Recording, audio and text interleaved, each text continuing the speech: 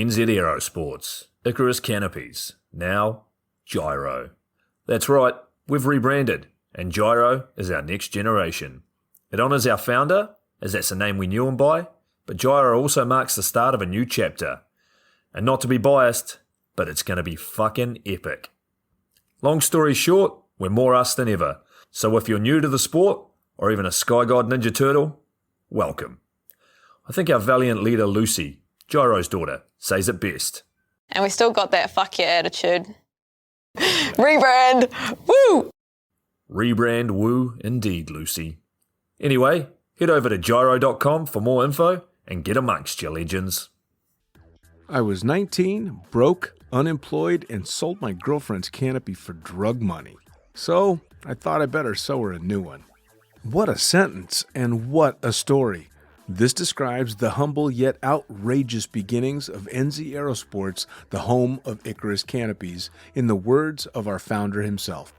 From getting a paratrooper toy from his mom, watching parachutes at the DZ as a 6-year-old, jumping off the wharf with a parachute made from bed sheets, doing his first jump at 16, sewing his first canopy on a borrowed machine at 19, and starting to sell parachutes out of a garage in 1986, Paul Gyro Martin had an undying love for the sky.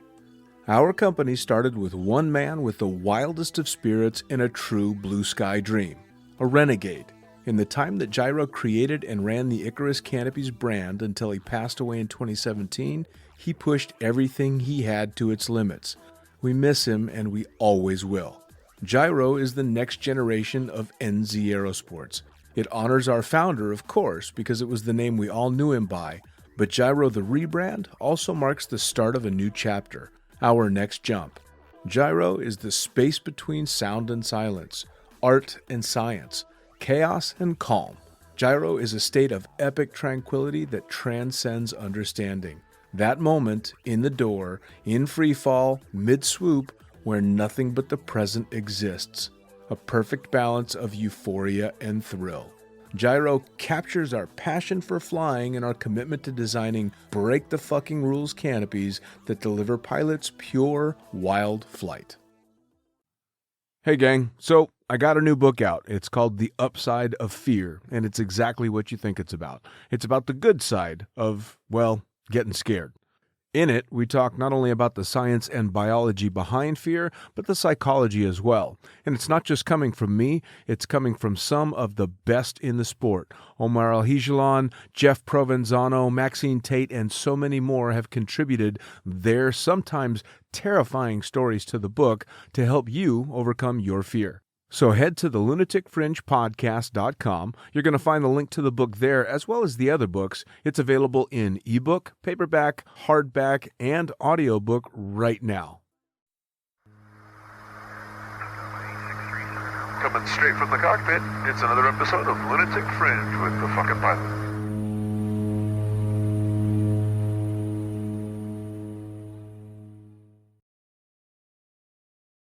Ready, set, go. All right, once again, I am the fucking pilot, back in the can with another edition of Lunatic Fringe Into the Void, and again, via the magic of the internet, I've got a couple of cool cats on the other end of the line to talk some old stories, shoot the shit, and find out what they got going on. So tell me, who the fuck are you guys, and what do you do? So I'm Sydney Williams. And I'm Barry Williams. And currently we are touring the United States in a van that is old enough to buy beer, talking about hiking and feelings and enjoying the great outdoors. Talking about hiking and feelings and the great outdoors in a van old enough to vote. So it's exactly what society expects people to do.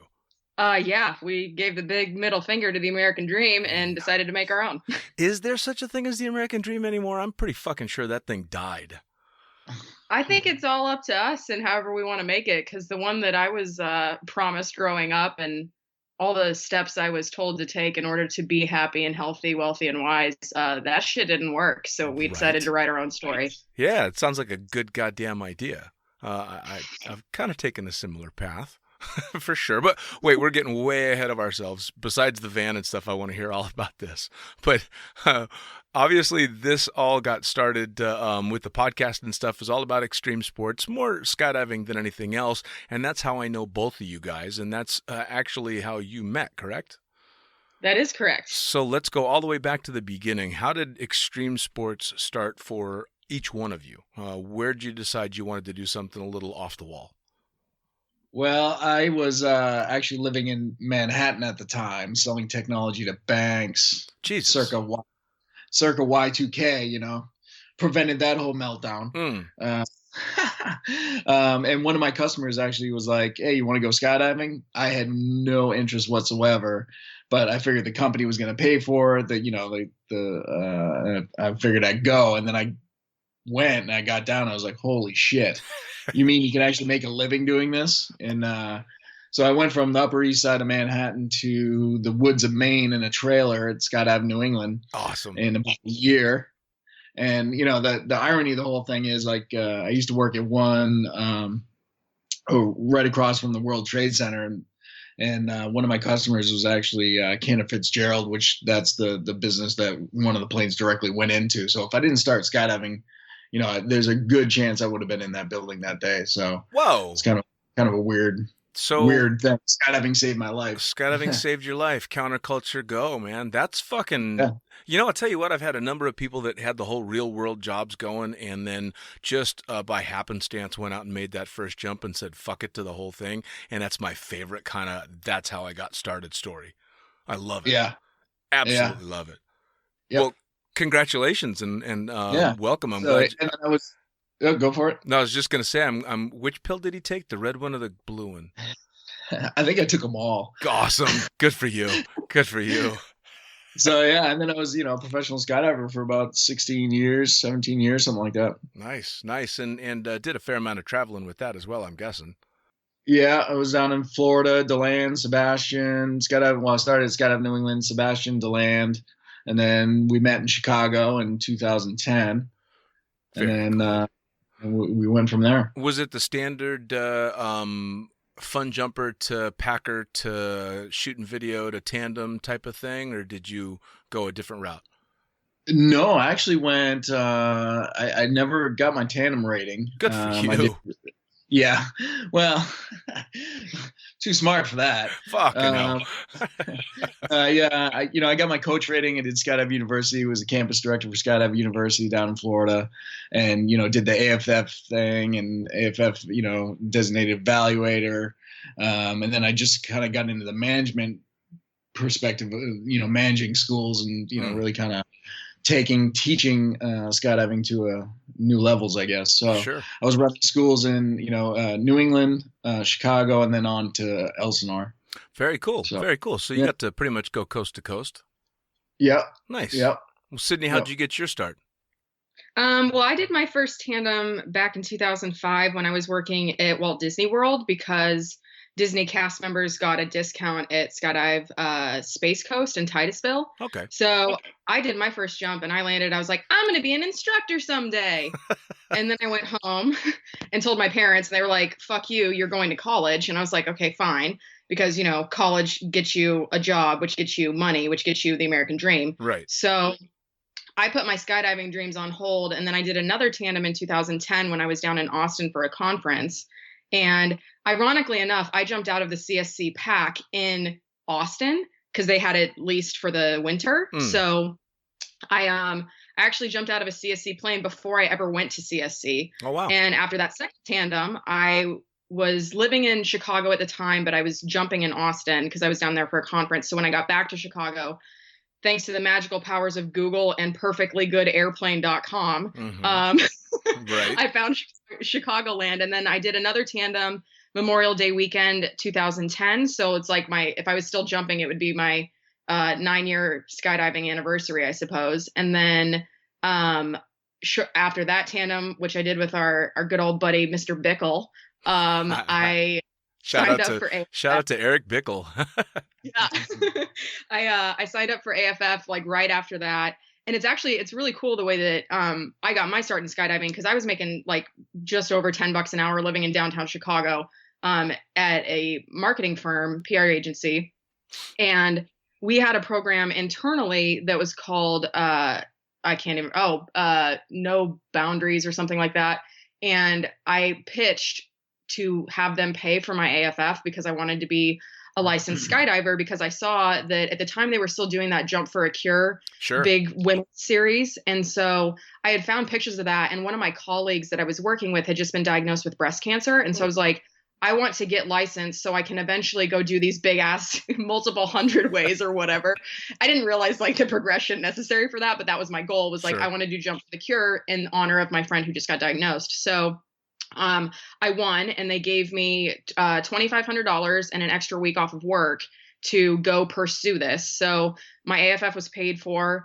And I got my license. Well, that's how Barry and I met. Barry taught my first jump course. So you dirty bastard. You dirty bastard. Yeah. Well, no, he's like the opposite of a dirty bastard. So the story goes, I will tell my version and then Barry can chime in with what actually happened. But, the Chicago Blackhawks had just won the Stanley Cup, and my first jump course was scheduled for Friday evening, because that's how CSC did some of their stuff, is like, if you come out Friday evening, then you jump Saturday morning after you get the course done. So they were coming in town. The Blackhawks were getting ready to do the parade. And I was like trying to get out of work as soon as I could to get out to the drop zone to avoid all the traffic. And I got this Facebook message from this dude named Barry, and he was like, hey, I run the school at Chicagoland Skydiving Center. If you're able to get out here sooner, we can get done faster. And I was like, okay, cool. Sounds great. I was like, that's kind of weird. Like, what excellent customer service. Right. And so I rolled up to CSC, and as soon as and this was in Hinckley. So like you pull up in the gravel parking lot, and there was like that fence made out of the little like old like railroad ties or whatever. Sure. And so I walked over that, and then I went like feet, knees, face in the courtyard, just straight fell down. And I was like, this is not the best first impression I've ever wanted to make. I'm pretty sure this sport requires some level of body awareness, and I'm here falling on my face. So you could say that I fell for Barry before I met him. Nice. And so the whole time that we were doing my first jump course, it was a Friday night. I'm an active listener, and I like to confirm that I'm listening by saying uh-huh and nodding my head a lot. So at one point I was like nodding and saying uh-huh a lot, and Barry's like, are you actually listening, or are you just nodding and saying uh-huh? I was like, no, I'm actually listening. I'm proving to you that I'm a studious person. And so then like I got all of the questions right on my test except for one. It was the fastest jump course he's ever taught because I'm fucking brilliant. Boom. And the next day we had weather, so like I had to wait another week to go jump. But he says I was giving him googly eyes the whole time. I call it active listening, but TBD. Well, first off, I like that you had to say just bad weather for a day. It's fucking Chicago. Right. Bad weather for years. Barry, was she giving you googly eyes? Yeah, of course. That's what I figured. I mean, it was, yeah, for sure. I was giving you googly eyes. That's how you and I ended up living together. Oh boy. Actually, I don't even remember how we ended up being roommates. I think it was more along the lines of, hey, fuck, this guy needs a roommate and this guy needs a roommate. And I think we shook hands like at the place. Yeah, pretty much. I mean, I think I remember meeting you on the couch. You know, like in the hangout area in the hangar or whatever. Yep. And he was like, "Hey, you need a roommate. You need a roommate." And it was like done. Yep. You know. Yeah, and it was pretty good too. Those were actually some fun times. Right around the time you and I met and started working at CSC in Sydney when you were out there jumping. Those were some fun times. Yep, for sure. That old like farmhousey barn thing in Big Rock, that was a party town. Oh yeah. Oh, absolutely. No, those were good times. I definitely enjoyed that shit. And I was enjoying the hell out of flying as well. It was nice for me because I was for the first time not jumping full time in years. So it was pretty cool. So yeah. You both, or Sydney, you took to jumping quite well and got super, super active, not just in the jumping side, but you were doing a lot of other stuff in skydiving as well, weren't you? You were organizing and doing all kinds of shit. Yeah, so my first summer at CSC, when everybody started, it was like you and Kelsey and Cicerelli and everybody were talking about going to New Zealand, and I was like, oh shit, like you can't jump in the winter, and everybody chases sunshine, and I was like, oh damn, this is the thing. And Barry was planning on going down to Texas. So the first thing I did was I started looking for jobs in Texas, like on the off chance that Barry would ask me to move with him when he went to Texas. I started looking for jobs because I was misprepared. So I went and I interviewed for a company in Austin. And then around the same time, Barry was competing with Tom Starts, Brian Stupek, and they took one of his students, Michael Perry. Yeah, Michael Perry, who went from like a license to 100 jumps in a summer in Chicago, which, as we all know, is a feat within itself. Yeah, it is. And so they took him to nationals, and after nationals, we went to Colorado to go fly in the wind tunnel, because for all the youngsters listening, you used to have to drive across state lines to get to a tunnel. Right. Yeah, there wasn't one on every fucking corner. Right. So we went out to Colorado for a tunnel trip. And when we got there, Barry like couldn't move his arm. His neck was all fucked up. So apparently he was within millimeters of paralysis. When we went to the hospital, they told him that if he had had like another heart opening or something weird like that, like his vertebrae in his neck was obliterated. That's a medical term. And it was so compressed that like one more heart opening would have put him into paralysis. So when we were there, go ahead. No, I was just going to say, yeah, that's not good. No, yeah, definitely not. So when we were there, we found out that, you know, he had to have neck surgery, and I had just like gotten this job in Austin, and now Barry wasn't going to Texas. So I moved to Texas without Barry, and then Barry showed up after like his neck was healed for a little bit, and he stayed with me for a bit. And I was on the job in Texas for like maybe 4 or 5 months, and I had ordered a rig through Doug at CSC, and it had arrived. And so he was asking me like how I liked the rig, how I liked my new job. And I was like, Doug, if I'm being honest with you, man, like I fucking hate it down here. I'm working my ass off. I've only done 2 jumps since I got here. And that was half the reason why I moved here was A, better weather, B, I'm making more money, so I should be able to jump more, but none of those were true. If I had my way about it, I'd love to come back and do your marketing and social media and, you know, events at your drop zone. And he was like, oh, well, yeah, let's do that. Just let me know what you need to get paid and let's make it happen. And so I was like, whoa, what the fuck? Right. like I totally pulled that pitch out of my ass, like in the moment. And then all of a sudden this guy's like, yeah, come work at my drop zone. And so I did. And I decided to quit my job when we were down at the Z Hills Boogie in 2010, going into 2011. And then I went back to CSC for the spring and opened the new drop zone in Rochelle with the whole team there, and started doing events and marketing and PR for CSC. And that was a position that didn't previously exist. So that was fun in and of itself, because a lot of people had a lot of opinions about the girl with 75 jumps doing all of that. Sure. But it was one of the best summers of my life. And then we ended up coming out to California for the same reasons, like needing to chase sunshine. And then I started doing all of that kind of stuff for Skydive Elsinore as well, which was I was a very small fish in a very big pond at Skydive Elsinore. Yeah. Elsinore is definitely on the upper end of drop zones, especially in regard to size, for sure. Yes. Well, yes. I mean, you honestly, the whole Chicago winter kind of thing, yeah, you can only get through so many of those if you're from warmer climates originally. I think I lasted just over 4 years, and that was about as much as I was ever going to be able to handle. Yeah.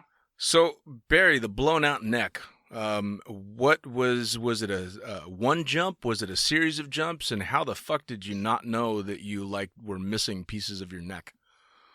Oh, I knew it. No, I had a snapper of an opening. I can't remember who packed it, but somebody else packed my rig, which is not common. I generally used to pack for myself if I could. Sure. I just had a really hard opening, and the riser actually just hit the back of my neck and snapped it down. Oh. I have it on video somewhere. It was a nasty opening. So I jumped all season on it, and then I went to nationals, and it was bad enough that I couldn't even, walk in from the landing area with my helmet on. Oof. Because just the pressure from the weight was brutal. And when I was creeping at nationals, I was like literally face down in the ground because I couldn't lift my head. So I knew it was bad, but I didn't think it was that bad. So yeah, we woke up in Colorado, and I couldn't move my arm. And I mean, I was in the hospital, and they gave me all courses, a bunch of painkillers like morphine and Dilaudid and all sorts of stuff. And I'm like, and I was standing up because I couldn't, move my head. Sure. And they're like, you need to sit down or you're gonna fall down. I'm like, I can't. And they're like, well, we legally can't give you any more painkillers because it'll kill you. And I'm like, well, you need to do something because I mean, this is bad. So yeah, I had emergency surgery. Man, oh man. And, What yeah, Go ahead. The disc was blown out. And the medical term was obliterated. Yeah. I didn't even know it was an actual term, but yeah, it was pretty close to being paralyzed. What the fuck is it about, and I'm sure it's all extreme sports athletes or maybe just athletes in general that makes us push past a level of pain that no ordinary person would ever think is okay.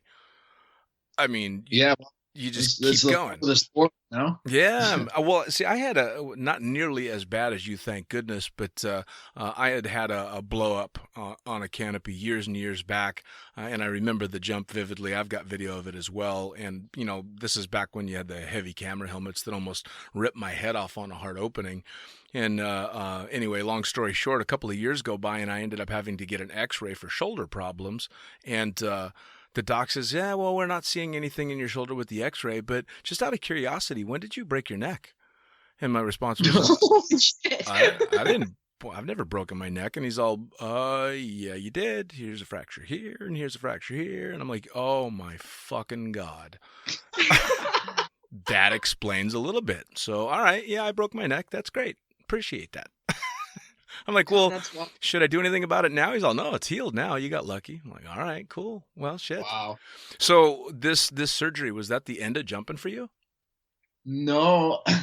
Well, they made me take 6 months off, so I just rubbed a lot of beer on it. Fair enough. And and then went back to jumping 6 months later. So pretty much just took the winter off. Nice. And then spring rolled around in Chicago and started jumping. So you spent the winter as T-Rex, and then and I say that's B-Rex. B-Rex, yeah, B-Rex. Anybody that knows Barry just laughed because, and if you don't know Barry, when Barry's had a few beers, maybe a lot more than a few beers, Barry ends up accidentally doing a great impression of a little T-Rex because both the hands come up and the arms get real short and he kind of slouches forward and just stumbles around like a T-Rex, and it's the funniest fucking thing ever. B-Rex isn't making too many appearances these days, but hey, we are all getting older, aren't we? But that's what the stories are for. That's one of the reasons it's so cool we survived all the stupid shit, because now we've got all the stories to tell that we can tell without any shame whatsoever because we lived. Damn straight. Right? Oh, I get a lot of those. Yeah. Yeah, there I was and should have been and didn't. And so, all right, so you're both jumping in Chicago and Sydney. You're quitting jobs and starting jobs, and but you end up out in Elsinore, and I'm assuming you fell in love with it. Oh my gosh, it was amazing. So I had the opportunity to step in after Melanie Curtis left and pick up where she left off with events like Chicks Rock, Bridge the Gap, some really cool existing events that were just like notorious in the industry for being incredible. Bridge the Gap for newer jumpers, Chicks Rock for supporting women in the sport. Sure. And we had the opportunity to bring back some old events that they used to do back in the day, one like Dueling DZs, where we would take off from Elsinore and land at Paris, and then take off at Paris and land at Elsinore. And so fucking epic. Paris jumpers, and it was so fucking cool. So Paris jumpers and Elsinore jumpers would alternate where they land, which drop zones they land at. And it was a really cool way to like integrate the two communities and do some fun competition because they're so close to each other. Like you can see both of the jump zones on both of the drop zones on jump runs. Oh, yeah. So it was so much fun. And yeah, so I did that for a while. We reinvigorated the Elsinore Excel program, and really that was the program that was catered to A-licensed jumpers to get them on the drop zone, feeling comfortable, meeting new friends in safe, organized, smaller skydives. Sure. And that was so much fun. And that led to me doing, we started the Elsinore Excel Championships, which was a 2-way competition for newer belly flyers. And after a season of doing that, that led to me doing my first four-way team. And then I did four-way for a couple of years before I ended up retiring from the sport. Nice. Well, and especially at a drop zone like Elsinore, having programs like that for newer jumpers to keep them from getting just lost in the mix and sitting in the corner, too scared to ask anybody to jump, and basically going out and doing a bunch of solos and then quitting the sport because they were bored or, just not invited in. It's fucking awesome to be able to do something like that. Yeah, and when you have somebody like Barry running the school, and I mean, like you witnessed what he was able to do at CSC with their student program, he did made the same improvements for Elsinore and really drove student retention and all that stuff. So to have Barry teaching them and then feeding them to me to keep them here, and then I could feed them to the more experienced organizers as they, evolved out of two ways. It was such a beautiful cycle for a new jumper to go through that. I mean, like the community that we were able to build in the time that we were there was absolutely incredible. It reminded me a lot of the first 2 summers at CSC where we had all of Barry's kids running around. Sure. It turned into that kind of thing at Elsinore as well. So it was a really cool chapter of our lives for sure. Yeah, no doubt. Well, and especially with as a short amount of time as you had been in the sport, you dove into skydiving in so many angles. I mean, you were even writing for Blue Skies for a time. I was, yeah. I had a column for newer jumpers too. So I really leaned into my inexperience and just kind of rolled with it, because it's funny because everything that I wrote for new jumpers was stuff that I wish I had been told, or stuff that Barry told me that I was hopeful that other jumpers would benefit from. And at the same time, I was friends with like Hannah Betts, Travis Finagi, Andy Malchiotti, all these like world champion skydivers. So like it was a really interesting balance of like keeping my eye on the prize because I wanted to be a world champion skydiver as well. And I was in community with people like that, but also trying to remember what it's like to be new. Sure. And looking back on it, I wish that I had felt more comfortable being new, because I was so jazzed about competitive skydiving that all I wanted to do was be a world champion. And I had a portion of my time at Elsinore where like that was my only focus was four-way, which I loved.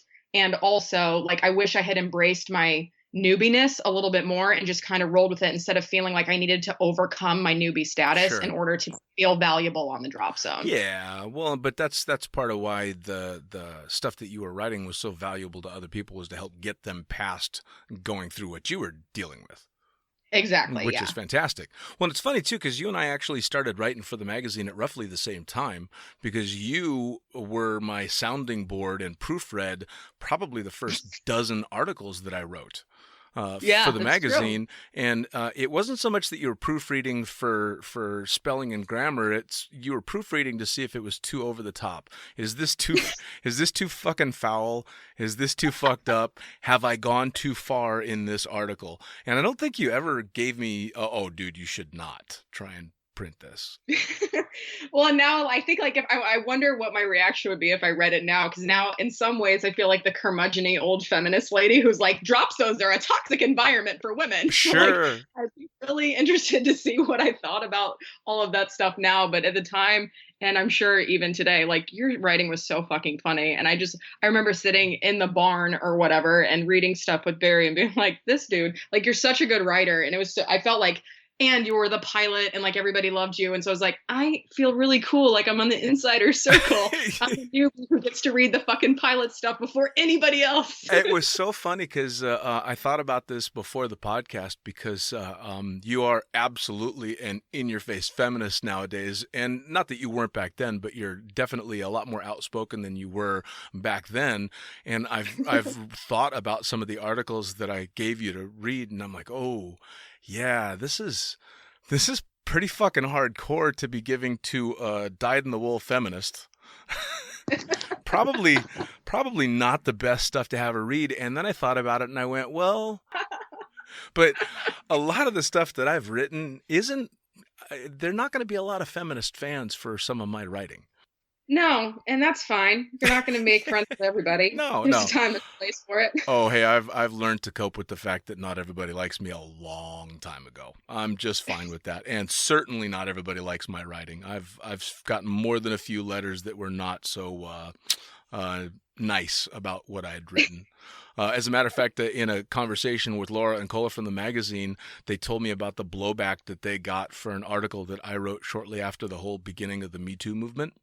And my very positive take on empowering women and how badass they are in the sport, but they got a shitload of blowback because the first person to write in the magazine about Me Too was a dude. Yep. Well, yeah, that's fair. Even if your content is great and you're making sure that like you're giving voice to the other half of people that jump, it's Oh yeah. I can see why that. Oh yeah, no. That article didn't do them or me any favors. And the funny thing was, it literally didn't even cross my mind when I wrote it, because the entire article was basically, the list of women that can kick my ass in skydiving is just too long for me to put on paper. That's basically what it was, and it just didn't go over well. Oops. Oops. Hey, but I tried. So now both of you have said that you're doing this tour and stuff, but this tour does not include skydiving. Is that correct? That's correct. There is no jumping involved. So are you both officially retired from jumping? We are. I retired at the end of 2014 when I left Skydive Elsinore, and Barry retired after he left Elsinore in 2015. Now, when you say retired, is it retired as in you're not working in the sport, or retired as in you don't think you'll ever have a rig on your back again? I personally don't see myself having a rig on my back again, and I sold mine. Barry gave me the sage advice to wait 3 years, and so I waited about 2.5, and I sold my gear in 2016, I believe, and so now it's being lovingly jumped in New Zealand. Awesome. By a nice young lady named Christina, as far as I know, unless she sold it. But yeah, she's got my rig. Okay. And Barry, so you're retired as well, but do you see yourself jumping even just for fun? Probably not. Just, with my neck, I kind of rolled the dice so many times in that sport that it was just, I had 8,000 jumps or something like that and 0 cutaways. But, it just like, I think I pushed it far enough where I'm good. I think I did what I needed to do in that sport, and I think I'm cool with it. Sure. Well, and it was funny too. I retired from jumping for a good 4 years. I didn't make any jumps, and was very relaxed and comfortable with the idea of never putting a rig on my back again. Of course, I've ended up becoming a fun jumper again, but I was never really a fun jumper in the first place. So for me, it was kind of like finding a whole new sport when I started just jumping for fun. No cameras, no tandem students, no AFF, just falling out of an airplane and being an idiot. And and it's kind of funny that I had to do almost 11,000 jumps before I figured out how to fun jump. So it was definitely the long way around. But I can definitely see how you can get to the point where you're like, all right, yeah, I kind of did everything I had to do. Now, Sydney, what was the reason that you decided you were kind of done with jumping? Well, in 2014, that's when. So, if you're a new skydiver, when you lose your first friend, there's a couple of different ways that can go. And for me, 2014 was the year that everybody started dying. I stopped counting at 15 friends in the 4 years that I was in the sport, but I lost way more than that. But 2014 was the one that just really kicked my ass. We had just come off a great first season with my 4-way team, and we were going from intermediate to advanced. And in June, one of my teammates jacked her knee on an exit, and then we were like, effectively, we were done for the season, so we wouldn't be going to nationals in 2014. And that was in June. And then in August, my friend Adam died on a base jumping trip in Idaho, and he didn't make it home from that trip. When he died, he was living. We met. So Barry taught Adam how to skydive in 8 days? Yeah, something like that. He got his A license in 8 days in Chicago, and then after we moved out to California, he came to California as well. And he lived with us when he first got out there. He watched Jezebel while we were on our wedding and honeymoon. And then he ended up moving up to Santa Barbara to do school and stuff. And so when he died, my teammate had made some miraculous recovery with her knee injury. So when I found out that Adam died, I had the choice to go to his funeral or go to nationals. Oh, wow. I didn't have enough money for either one. So I told my team, I was like, sorry, like, as far as I'm concerned, we aren't going to nationals because that was the decision we made in June. And also my friend just died. So I only have enough money to go to one. So I decided to go to Adam's funeral. And when I got back from Adam's funeral and a couple months later, like we did Chicks Rock, and I found out after Chicks Rock that my boss, who was also my skydiving coach, the entire reason that I moved out to Elsinore to begin with was to train under his wings, as it were. I found out that he was convicted of raping his 14-year-old niece. Oh, Jesus. Yeah. And so I, as a woman with an intact moral compass and somebody who, as the person who was doing PR, marketing, and events for that drop zone, I know how these things tend to blow out, and I didn't want to be responsible for cleaning up that mess because that wasn't part of my job description. Sure. So at the end of 2014, I left my dream job of working at one of the best drop zones in the country.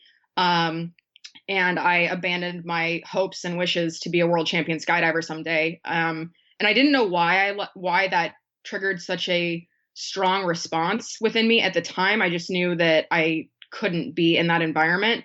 And that was the end of jumping for me. I was just like, I was fully sponsored by Skydive Elsinore. So even then, like between pack jobs and paying for coaching and paying for tunnel time, like it was a lot of money to be a competitive skydiver. Oh, yeah. And even with jumps being fully sponsored and having gear from incredible manufacturers, like I still couldn't, it was too much money for me to be investing in something where if somebody like fucks their ankle up, then the whole season's over or whatever. Oh yeah. So I was like, this is like, I couldn't justify the expense. I couldn't justify, once I heard about what my boss had done, I was like, I can't justify being in community with you, let alone spending money or paying you to coach me anymore. So yeah, that was the end of it for me. Well, fair enough. And I mean, it's not like you're walking away with regrets. You walked away with eyes wide open. Like you made the conscious decision. Okay, it's enough. It's so. Yeah. And I don't think you really bailed on the dream. I think you just reevaluated the dream. Oh yeah, for sure. 100%. But also like so bailing probably isn't the right phrase, but that whole situation just stirred up such a response to me that there was no other option for me. Like I was just like, oh, okay, this is what this is, and I don't want to be part of it. So yeah, maybe not abandon, but yeah, it definitely shift in priorities and no backup plan to speak of. So Sure. I was just like, I don't know what we're doing next, but it's not this. Well, it was kind of funny, and I don't remember how, it was quite some time ago, but, every once in a while you do the Facebook check-in and say hi, and I think I had done exactly that. Your name popped up on the screen, and hey, how's it going? And it was a short and sweet conversation, something along the lines of, I'm not jumping anymore, and I'm a hardcore feminist now, by the way. And I went, oh, okay. I always kind of assumed that you were always a feminist because you're a pretty strong-willed person in the first place. So that part didn't shock me. It's just oh shit, done jumping, hardcore feminist. Hey, I applaud the decisions you make as long as you're following, your heart. Then absolutely, and especially considering the path that it's aimed you guys on. First off, on a much lighter note, they legalized marijuana in California. Shit, yeah, they did. That shit changed my life. I was gonna say that led to a bit of an opportunity for both you guys, didn't it? Yeah, well, I mean, it was why I don't rub beer on my neck anymore. Because it's one of those things. Well, I mean, even in the skydiving world, it was a weird thing because we still got drug tested. Sure. And at Elsinore, we actually had workers' comp. So if you actually got hurt on a work jump, everything was taken care of. Sure. But however, if you had weed in your system, you weren't going to get taken care of because still it's under FAA, which is federal government. Sure. And you're kind of hosed, but once they stopped jumping, started, we ended up getting our rec cards, medical cards. So we didn't have to pay the taxes. And we started, what's up? You worked at one. Oh yeah. And I worked at a dispensary for a bit. Yeah. No, I remember, it was, I think shortly after they became legal in California, you and I talked briefly and you told me you were working at a dispensary. It's kind of funny because I've lived out of California and out of the States off and on for so long now. The whole marijuana being legalized all over the place is all new to me. But especially as it gets bigger and bigger in the States, I'm jealous because I'm a horrible stoner. Like marijuana and I do not get along at all. And unfortunately, even if I was a good stoner, them legalizing it on a state level is never going to do anything for me because I hold a federal FAA license and they are never going to okay that. Right. Which is fine. I would rather be a pilot than be able to smoke weed. Yeah, and that's the thing. Like with me in skydiving, it was like, I enjoy skydiving more than smoking weed. Yeah. So it was never a problem for me. But like, dealing with pain, that's where the booze came into play. Sure. But now that that I don't have to get tested, it's way better of a painkiller because I still have problems with my neck and of course. all sorts of problems. So well, that's lifelong. So it is nice to actually use it as a medicine. Yeah. Because personally don't like recreationally, it's fine, but I'm not like an everyday type of thing. It's like if I'm in pain and I need to sleep, there we go. Well, what is this? I've heard a lot about what's it called? CBD oil. Have you tried that? Does that stuff work? Fantastic. So that's if I'm not mistaken, that's basically still taken from the same plant, but there's no THC in it, no psychoactive ingredients at all. It just takes away the pain. For sure. And I mean, you can have like hemp, CBD from hemp and CBD from actual like cannabis, the stuff that gets you high, and they take the THC out. But in all reality, you want a little bit of THC because they actually work together to get into your bloodstream. It's like a carrier. THC is more of a carrier for the CBD to get you in. Okay. And it makes it more effective. So it's nice to have a little bit of THC in there. Well, certainly something to think about as retirement starts looming for me because I'm going to be in fucking pain when I get older. Yep. Well, I tell you what, the topicals are incredible. When I was in high school, I was diagnosed with PMDD, which is effectively like really bad cramps and extreme PMS. And so they had me on birth control and Prozac to try to regulate the symptoms of that. Jesus Christ. And yeah, my cramps were so severe that my doctor told me, okay, well, when you start feeling like you're about to start having cramps, take 4 ibuprofen every 4 to 6 hours. Fucking hell. And so I was like, just like eating those like it was Pez candy for over a decade. And then once we got out to California and I was done skydiving and I had access to medicinal cannabis, I got a topical for my cramps. And I tell you what, like the second I put it on, it's gone. I haven't taken ibuprofen in 3 years for my cramps. And it's like, yeah. So the topicals are insane. And as far as like muscle recovery goes, that's one of the things that it's the first thing we pack when we go on backpacking trips, because for muscle recovery, it's incredible. Like it just reduces inflammation, makes everything feel better. And for the backpacking trips where we're out in the wilderness for like days on end and hiking 10, 15 miles a day, it really, really helps manage the pain and enables us to continue going more so than before we started having access to that. Boy, I wonder why Big Pharma doesn't like the idea of this shit being legal. No shit, right? That's not a threat to them at all, right? No, not at all. It just wipes out like half of their product line in one shot. Yeah, basically. That's awesome. So you guys did the jumping and all of this stuff and kind of it ran its course for both of you, but now you're traveling across the country. You're hiking and living in an old van and doing speaking stuff. So tell me all about that. Yeah. So after we got done with the speaking tour stemmed from 2 hikes that we did across Catalina Island. And Catalina Island is an island off the coast of Los Angeles, California.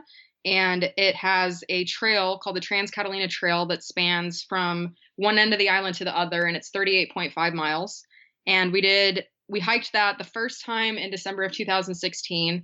And then we did it again for my birthday last year, which we're coming up on the year anniversary of the second hike. But after that second hike, I sent a message to the Catalina Island Conservancy, who is the entity that manages most of the land on Catalina Island as a land trust. Okay. And I told them, I was like, I've been on this trail twice. It changed my life. Like I found myself. It helped me heal my body and my mind. If there's any kind of program that you have where you have trail ambassadors or you're looking to help promote, the Trans-Catalina Trail, I'd love to be considered for that. Anything I can do to help spread the good news about this trail, I'm in. And so they're like, oh my gosh, we'd love to hear your story. And the first introduction that they made was to a woman who was the head of outdoor programming for the Southern California REI Oh, stores. wow. And REI sells a backpacking trip across Catalina Island, and we had booked it ourselves and done it ourselves. But REI was looking for someone who had done the Trans Catalina Trail to share their story to help them sell more of their backpacking adventures across the island. So we did. I called. We had a nice chat with the lady from REI, and she was like, "Oh my God, I love your story. I'd like to send you on a speaking tour around Southern California." And I was like, "Oh, okay." And so, and I was just like floored. And so she jumps right into it and she's asking about like, what are my audio visual needs? And I'm sitting here, I'm like, I haven't made a presentation yet. Like, I just know what happened, but sure. Yes, of course. And she was like, okay, so what do you need? And I was like, well, if you want me to do a technical trail review, then I would want to have like a projector and I could show like the elevation map for the island and talk about like the different parts of the trail. But if you want me to talk about my feelings and like all of that side of the story, then it would just be a lot of pictures of me like goddess on a mountain type stuff, the aspirational images that, you know, lead to healing in the outdoors. And cause like I told her the whole story. So like the first hike, it was right after those 2 years, like 2014 and 2015 were some of the hardest years of my life. For like Adam died in 2014. My friend Chris died in 2014. My uncle died in 2014. I left Skydive Elsinore for all the aforementioned reasons. In 2015, Barry left Skydive Elsinore and he retired from the sport. So I had just survived like 2 of the hardest years of my life. So I told them the whole story. I was like, here's all the people that died. Here's all the shit that happened. Between the 2 hikes, I was diagnosed with type 2 diabetes. And then I lost 60 pounds and did the trail again. So I told them the whole thing. And it's very much about feelings. Sure. And it's a very heavy topic. And so I was like, well, if you want a technical trail review, I need this. And if you want me to talk about my feelings, I need that. And so she was like, oh no, I want you to talk about your feelings. I was like, even like the rapey bits? And she was like, yeah. And I was like, oh, okay, cool. So we ended up doing 3 test dates in October of last year. And they had never done anything like this before. They usually run programming on like Tuesday, Wednesday, Thursday. And I said, well, could I speak on Friday night and then lead a hike on Saturday morning? Have you guys done something like that before? She's like, no, let's give it a shot. So she's like, I don't know how many people will show up on a Friday night, but let's give it a go. And it was successful. People showed up. People came and hiked with us. We went and did 3 stops in LA in October, and then we did another round in January. And before the tour in January ended, we didn't have anything else planned. I was just like, I hope that they want to do more of this. And my contact knew that we had bought the van and that we were looking to go around the country, and asked if we'd like to take this talk to REI stores around the country. And I was like, hell yeah. Let's do it. So we've just been working with the local coordinators in each market to build a tour schedule. So we're kind of building the plane as we fly it, as they say. Sure. And we're currently confirmed through the end of the week after Labor Day, we'll be in Chicago.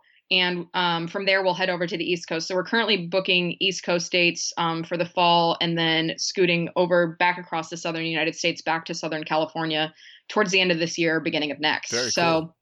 Doing one big loop around the country, and really it's been amazing so far. We've been on this part, like we've been on the national tour since March. So we've been doing this for a couple months now, like fully on the road, because we were based in San Diego for the first 2 tours when we were doing stuff in LA. And we've been in the van full time for 6 months now. Wow. Actually today, 6 months in the van full time. So now, how have you got your sights set on any other major hikes around the U.S. since you're covering coast to coast, basically? Oh, yeah. So the way that the tour works is on weekdays, I speak at REI stores. Sometimes it's 1 talk a week. Sometimes it's 3. Sometimes it's, whatever. And then on the weekends following the speaking engagements, we host a hike with the local hiking community. So Barry and I pick a hike that we want to go do in that region, and then we post it online. People come and join us, and we all go hike and feel feelings or not. Some people don't feel feelings when they hike. Some people just want to go walk around. But we're experts in creating a place where it's okay to talk about the stuff that we've been through. Sure. Because a lot of people just don't feel comfortable talking about the stuff they've survived. I didn't feel comfortable talking about the stuff I survived for almost a decade after it happened. Sure. And so it's just nice to cultivate a space where it's okay to not be okay. Sure. Well, and when you're doing something along the lines of hiking, you get to, if you're the type of person that doesn't like to share or doesn't like to talk a lot, you get to avoid one huge roadblock for a lot of people, and that's eye contact. So I can walk that trail, I can look straight ahead, and I can say everything that's on my mind. As long as you don't have to look somebody in the eyes, it's very easy to let it all out. But as soon as you've got a room full of people looking you in the eyes, it becomes almost too invasive for a lot of people. So what an amazing way to get people to open up. Yeah. Yeah. Well, and there's something special about being out in nature. And for me, like the 2 hikes across Catalina Island, like I had always struggled with body image. I'd always struggled with losing weight. And it wasn't until the second hike across the island that I realized the root of all of that behavioral, all of those coping mechanisms, the root of everything I've ever struggled with was a rape I survived 12 years ago. And in that discovery, I realized like, oh my God, I have this backpack on, this like invisible backpack that's full of my trauma. And I call it my trauma pack. And in the unpacking of that, like, across the island, I was like honoring all the people that I had lost while we were skydiving and just like remembering their memory, remembering like the best times we had together, and just kind of rifling through the list of folks that passed away while I was still jumping. And then after that, like I found confidence in my body. It's like, as we take out these, if like all of my dead friends were the sleeping bag in my backpack, like after I took that out, I found and created space for me to feel comfortable in my own skin. Sure. And then as I was going up a mountain the next day, there were a lot of things about me that people said that I should change that I just physically can't. And so I worked through some of that stuff and reclaimed the parts of my body and my being that make me me. Sure. And when I got done doing that, like I felt lighter. Like it's so as I was taking this heavy shit, this emotional shit out of my backpack, I was able to find confidence in my body, confidence in what I'm doing in this world, how I show up. And at the bottom of all of that was this thing called sexual assault. And once I uncovered that, then I had all this room to just really dig into who I want to be and how I show up in the world. And I understood why I showed up the way I did in the past. Because I never told anybody after I survived that assault. The first person I told was Barry. And that was 11 years after it happened. And we had been together for 7 years, married for 5, when I finally felt comfortable talking to him about it. So it's been a really great journey, like that container for understanding the things we've been through, reclaiming parts of our story. Like for the longest time, I didn't feel comfortable talking about skydiving because I never made it to the podium. Sure. Like how dumb is that? And looking back, like how sad is it that I would just avoid talking about one of the best chapters of my life because I felt like I didn't meet some arbitrary standard that I set for myself. Sure. And now I'm like, yeah, bitch, I was a competitive skydiver. Like, did I medal? No, but like I was doing it. And just because I wasn't the best and I didn't make it to Worlds doesn't mean that I wasn't a competitor. And so this container has really helped me reclaim a lot of the stuff that I just never felt comfortable owning because I wasn't the first or the best at it. Sure. So now you get to go back and take pride in the fact that you've been a badass and denied it. Yeah, exactly. And it feels so weird. And, but the thing that you were saying about avoiding eye contact, like that is such a big part of it that I didn't even I know consciously when we do this, that is super helpful, but hearing you articulate that, I was like, that is a damn fine point about what we're doing, because when I was on the trail and there was nobody around me, I wasn't on the internet, I wasn't scrolling through pictures that make me feel like I'm not enough or I'm too much or I need to buy that to feel validated or do this to feel important. Sure. In the absence of all of that messaging and all of those influences, I found myself and I found out who I want to be, how I want to show up. And a lot of that was just having the space to do it. And now that I look back, the fact that Barry wasn't just sitting there with his hands on his chin, so tell me about your life. Yeah. And he gave me space to figure that out for myself. Then I could feel empowered enough to be like, okay, this is what I've been through. This is my story. And for moving on from this point forward, I'm in control. I'm writing it. I'm a writer. How did I not know this? Sure. I literally can write my own story. And this whole chapter has just been us having the biggest dreams we've ever dreamt, not judging ourselves for what we want to do, because that's a big one that stops people from finding progress in their life, is they're like, I really want this, but do I deserve it? Sure. Well, fuck yeah, you deserve it. Absolutely. It's been really interesting to see how that goes. But like again, none of that would have been possible without Barry's support, because that was a journey that I was doing by myself for over a decade, and it got me what? It got me diabetes. It got me borderline alcoholism with how much wine I was drinking in the thick of it. Sure. Like to be able to be in a relationship with somebody who has provided so much support and so much space for me to find myself, I think is a testament to the kind of man Barry is, and also what's possible when we when we just withhold judgment and just create a space where people are free to figure themselves out. Sure. Well, and unfortunately, we've lived in a culture for so long now where broaching subjects like this are, I guess, taboo is a good word to use, where the people that suffered through it don't speak about it. And for those of us that never have, we don't hear about it. So nobody knows how to deal with it. Nobody knows how to deal with it. That's such an important part. Yeah, it's a big learning experience for everybody to go, oh, okay, fuck. Well, now I've just found out this information and I have no idea how to process it, because I can't, for the first time, put myself mentally in their shoes, because that just wouldn't happen.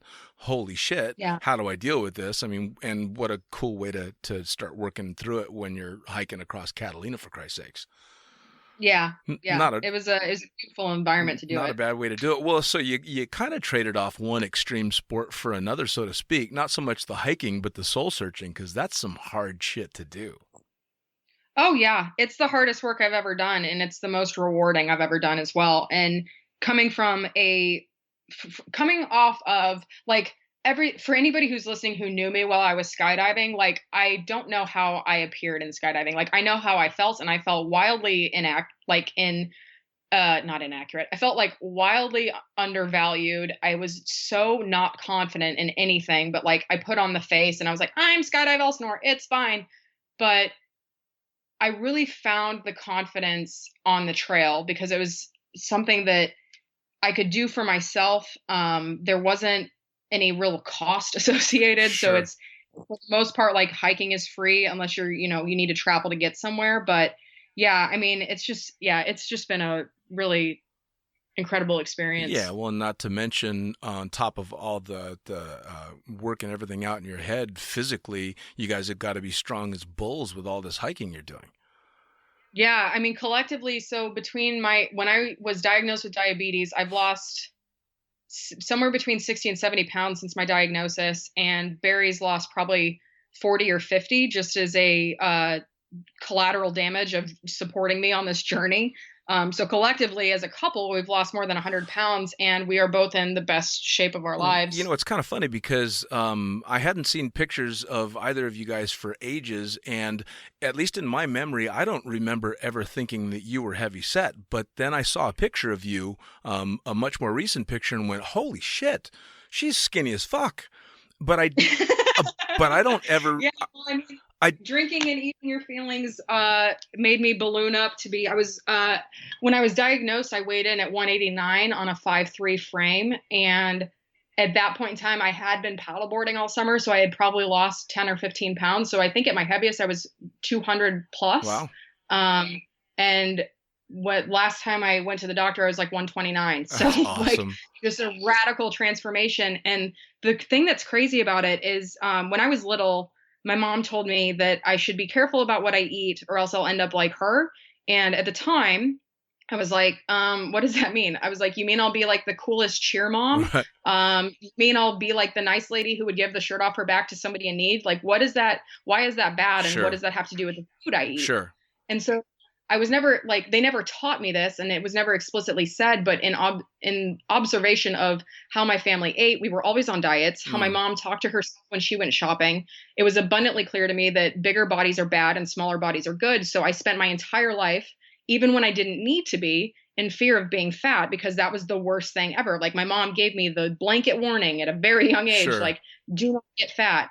And so it's been a really interesting experience going through this, because I had always thought that on the other side of a hot body was happiness. Oh, God, no. And through this process, I realized that every time I addressed my mental health, my physical health followed. Sure. So all of the weight loss came from resolving these little pieces of trauma that I had avoided along the way. And it was like, before this hike, I couldn't put it into context. I was like, why did I lose 10 pounds between Christmas and New Year's? Why did I lose 10 pounds between my sister's wedding and leaving my job. Like, why did I lose 10 pounds between this and this? And I was like, oh, every time I healed some old emotional shit, the weight just like melted off my body. Sure. And diabetes robbed me of my coping mechanisms, which were Ben and Jerry's and bottles of wine. So if I wanted to be a good diabetic and like manage my disease, I couldn't go eat Ben and Jerry's whenever I got sad. Sure. I couldn't look for the answers in the bottom of a wine bottle. So it very quickly shifted to like, oh, okay, address mental health, physical health follows, and happiness is a result of taking good care of yourself. Absolutely. So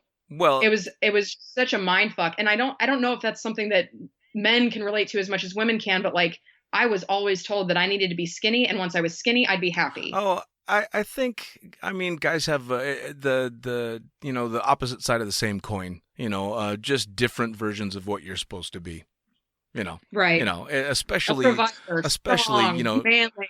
Absolutely. Well, and nowadays with social media being the way it is, we're all fed that bullshit. So I can't even imagine being a 16 or 18-year-old kid, male or female, growing up nowadays. Fuck that. Oh my God. It's got to be brutal. Yeah, fuck all that. Oh, no. So, are you guys going to do any of the monster trails? Are you going to go coast to coast? Yeah, so we're going coast to coast. We did some great hikes in Yosemite. The hardest hike I've ever done, both elevation-wise and distance. So we did a hike to Eagle Peak, which if you've been to Yosemite National Park, you go up the Yosemite Falls Trail and then you scoot over towards El Capitan. Yep. And so we did that, and that was the highest elevation gain I've ever done in a day. It was like 13 miles and like 5,000 feet of elevation gain. Sure. And then we walked the entire Yosemite Valley floor, which was 23, almost 24 miles in a day. And yeah, so we've got some plans. We're going to do some stuff up in Glacier National Park. We're going to do some stuff in like up and down the coast. So everywhere we're going, we've got big hikes planned. Awesome. Well, if you find yourself with some downtime in November, hop on a plane, come hike to base camp with me. I'm into it. Yeah. Let's do it. Everybody's dying. Yeah. No, I know. I'm not going up the damn mountain. I'm just going to go up and watch and go, all right, one of these fuckers isn't going to make it. As horrible as that is. What, too soon maybe? Yeah. So November, I'm going to go do the hike to base camp. I promised myself I was going to see that hill in person for years and years and years. So I'm finally going to get around to doing it before I get too fucking old. Oh yeah, dude. Good for you. Yeah, man. Got to do it. So now you're doing the REI tour and all that. How can people find out where to track you down? Is there a website, Instagram, all that stuff? How do people find you? Yeah, so we're hikingmyfeelings.com. We actually just launched our new website last week to celebrate our 1-year anniversary. So hikingmyfeelings.com has all the information, and then we are Hiking My Feelings on Instagram as well. Awesome. That's fantastic. So they can go on there and they can find out where you're going to be speaking next, where the next hike is coming up. And I'm guessing have you got a blog on there as well? We do, yeah. So we just got the blog up and running last week with a 7-part series about the hike around Yosemite Valley floor, where Barry and Sydney had a little bit of a tiff, and Sydney learned how to hike by herself for a little bit. And it does happen. Grow up and be an adult. And so we do have the calendar up there with all of our confirmed dates so far, and folks can subscribe to our email list to get updates on when we post new dates, because those are always being added as we go. And we absolutely do have a blog function, and we're excited to be sharing more stories from the tour and from the trail. Oh, that's absolutely fantastic. Well, I'm going to make sure we aim everybody towards the website and the Instagram so they can track you and maybe come tap you on the shoulder, give you a hug from me, and go hiking.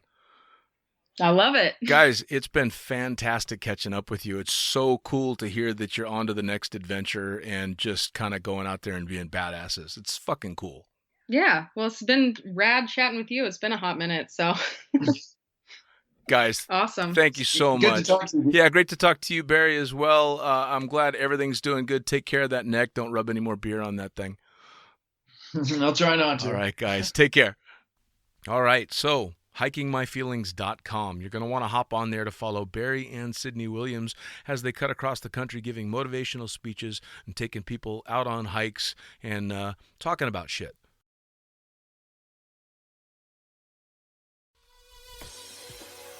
Well, there you have it. Another episode of the Lunatic Fringe podcast brought to you as always by, well, wait, not as always, actually. Brought to you now by Gyro.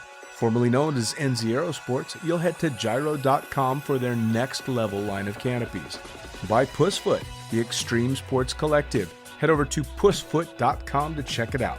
By Summit Parachute Systems, check out summitparachutesystems.com to talk to Jarrett Martin and the gang about kick-ass pilot rigs, rigging courses, and more.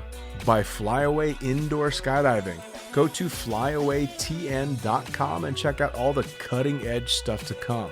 By Pure Spectrum CBD, head to purespectrumcbd.com to check out their wide range of CBD products.